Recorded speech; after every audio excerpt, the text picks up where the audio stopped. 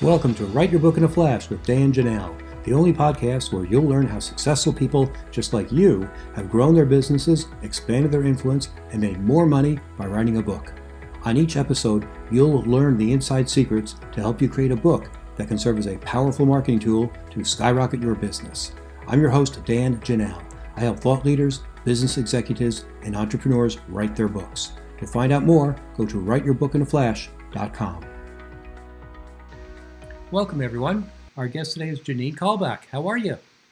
I'm well, Dan. How are you doing? Good. Why don't you tell our audience a little bit about yourself? So I'm Janine Kelbach. I started as a freelance writer, and I, by career, an RN since 2006, and then I became a freelance writer in 2013. Started my business, I guess, in 2015 to write RN, and then grew that as 2020 hit. We transitioned a little bit. I started a podcast in 2019 to help other nurses become writers, and it's kind of paid off in such a way that now my business is more of an agency model with nurse writers, and we provide content for health-related industries. Fantastic. What an interesting journey you've had.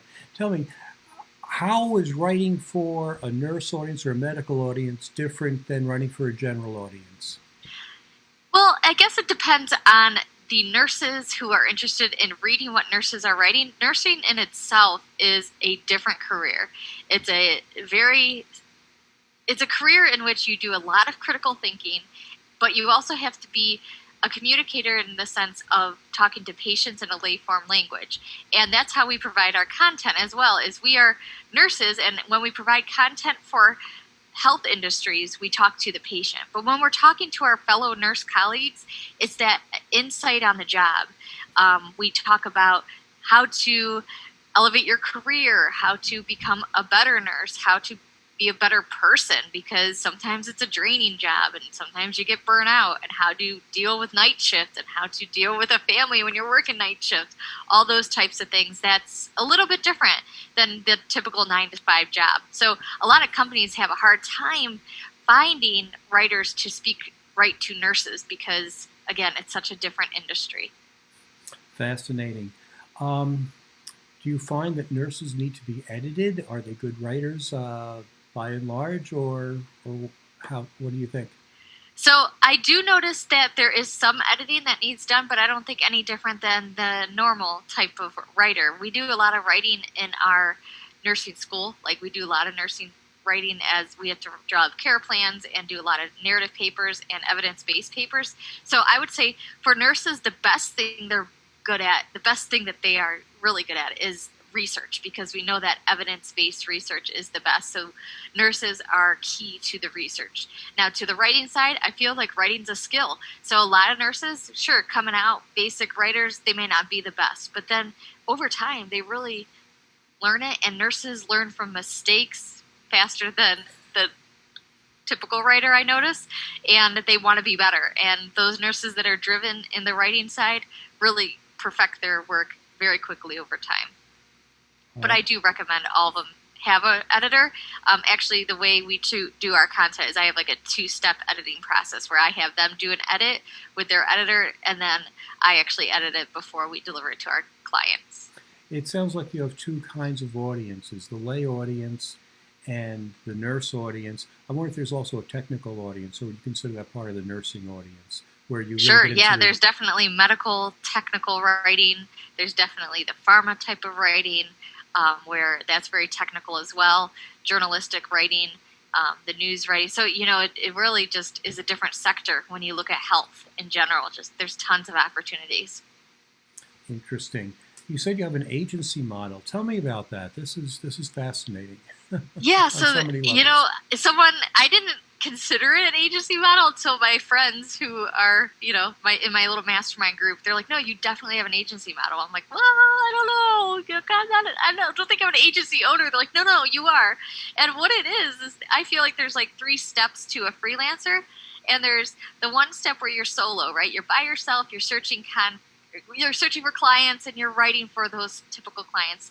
Then as you grow, you maybe hire somebody to help you with your website or with your, like virtual assistant type of tasks. So you kind of grow as a freelancer. And then where I'm at now, and maybe in that second layer, there's that like subcontracting where you ask for help from certain writers to help you with different pieces for different clients. So you're growing and maybe you can't handle it all. And then there's the agency model that I feel like I've developed, and this actually only happened because of COVID-19. In March, I had a lot of clients, and I then had to become a homeschool teacher. So I had to figure out a way to pivot a little bit. So I started subcontracting, and then I started growing it where I've been coaching nurses to become writers since like 2016. So now I've used those nurses to give them more work because why not? I know that they're good. And now I've built it to have an educational side, and they get to not do the hard work of finding clients. There's part of my writing pool, and I provide, as an agency, content delivery services from all different types of writers that are nurses, nurse practitioners. I have a doctor, and I have a couple of pharmacists too that write. So yeah, it's definitely an agency type of model now, I guess, if I really boil it down. So that would be like the third layer. Great. What kind of websites do they write for? Who are your clients? So right now, our biggest clients are nursing industry based. So it's registerednursing.org is one of our big ones.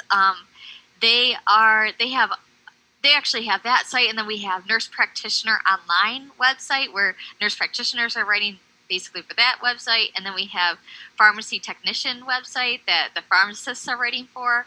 And then we've grown it to then have some web copy through an organization called Symptom Media, and they have clinical education videos. So our nurses are writing the content for the website, and yeah, it's so a lot of different health-related websites, but mostly nursing right now. We are branching out to get more of those health-related websites, though.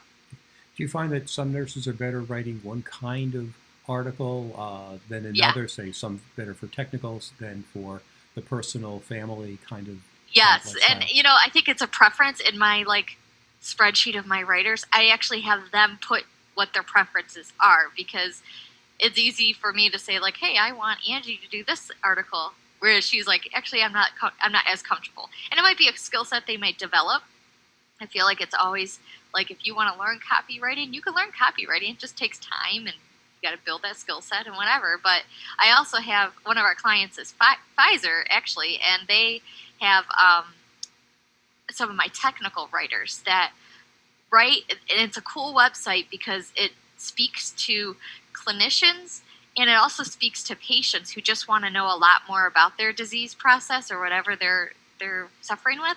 So it's a different type of writing, but I only have select writers that can really do it well. So it's a lot on me to determine the best writer for it, but it's a lot on them too to figure out what they're most comfortable with. Great. It sounds like you really enjoy your job and the agency model. Yeah, good. I'm wondering also, are your nurses full-time nurses and they're doing this on the side, or are they retired or they've gone on to other things and they draw on their nursing background because they have that skill set and that knowledge, or both? Most are still working bedside full-time, I've noticed. Now, this past year, I am happy to say that since March, I've been able to get some of the nurses to do this part-time and their job at the bedside part-time, which if that's their goal, great. But some of them, it's not their goal. They just like to do it on the side to release that creative energy a little bit, to make just a little extra money. So it's really just what that goal of that nurse is. I had a nurse today talking to me, and she said that she just didn't realize how much she made this past year by doing this. And now she's thinking I said, well, what's your goal for next year? She goes, I haven't even thought about it because I never really made a goal. I just kind of been doing it. So, just changing that mindset a little bit if they want to own their own business, to change it to that business mindset. And then if they just wanted to have extra money, that opportunity is there. So it's kind of a win-win. Is it possible for a nurse to make as much money as a freelance writer as they would being a nurse if they wanted to leave? Way more. You make way more as a freelance writer than you do as a nurse. Okay. Which, believe me, at first I was like, no, a lot more, which is embarrassing. It says something horrible about society, but yes. Yeah, it's kind of like, oh, I feel bad. You feel bad, like as a writer making more money than, when I'm at the bedside delivering someone's child. Like the responsibility is just crazy to me. It should be backwards. Right. Do any of your people write books, or do you contract for people to write books as well as articles and blog posts? Now, we haven't done books. We have had nurses who write books. So one of my good friends, Maureen, she actually writes series that are more fantasy-like series that she does and graphic kind of novels. And then I wrote a book just about it's called Entrepreneurs. So it's just like nurses that start their own businesses. It's not writing, but it's all different types of businesses. But yeah, some of them, one of the nurses I talked to, she said that she has a book in her. She wants to start writing a book herself, but we have not contracted with companies to write books. Mm-hmm. Okay. So are you actively looking for freelance opportunities for your nurses, or are you so well known that companies come to you? How does that part work? I wish. No, we are getting referrals. A lot of my clients, I do get referrals, which is great. But I'm still, hunting out there for the best industries to work with us. We are still newer because it's, like I said, it's only been happening since COVID-19 started. So it's just me working it out there. I've been networking with a lot of different people, and actually I love it. I love helping in this type of way. So it's really just still my calling. I feel like it's to help other companies and businesses kind of put their content out there. What kind of qualities are you looking for in a nurse to become a writer? Well, definitely deadline driven, hardworking, and creative mind, because a lot of them want pitches. So you have to kind of think out of the box a little bit on what topics you'd want to write about. That's not that general type of article. I always say to the nurses that work for me, for the agency, I would want to work with every single one of them on the floor. That's how hardworking they are. So that's how I am, and that's, I can count on them, and those are definitely the greatest qualities to have in any worker. Oh, without a doubt, for sure. What would you say to a nurse who's thinking about becoming a writer, who might have some doubts because they're, for any number of reasons? Sure. I always say, one of the biggest setbacks is I'm not a writer, I'm a nurse, because that's what you think. You think you go to school for all this time and you're always doing your continuing education hours and all this, but how could I be a writer? I didn't go to school for journalism. I didn't go to school to be an English major. But it's truly a skill that you develop, and if I could do it, honestly, anyone can do it. I do have a community for nurses. It's the Savvy Scribe Collective over on Facebook, and I invite any beginner to come on in there, read I have a podcast, I have tons of blog content, videos that I do live weekly in there, just to answer all those types of questions. And don't be scared. Don't be scared to do it. Try. Great. What advice would you have to a nurse who is thinking about becoming a writer? Come on over to the collective, or you could just check out our website, because I have a course on there that teaches you how to become, actually, it's more of a business side of it. So if you're looking just to focus on the writing, my friend Michelle, you could also see it on their website, and you go to my resources page. She has courses related to direct writing expertise, so really just perfecting your writing as a nurse writer, a health writer, whereas my course is more business related, so how to build your business from there. So if you're just looking how to write, Michelle's courses are great. And then if you're looking to then build a business on the side, and you don't have to have a multi-million-dollar business, if you just want this to be a business side thing, for sure, take my course too. Great. And how can people get in touch with you? Sure, you can go to thesavvyscribepodcast.com.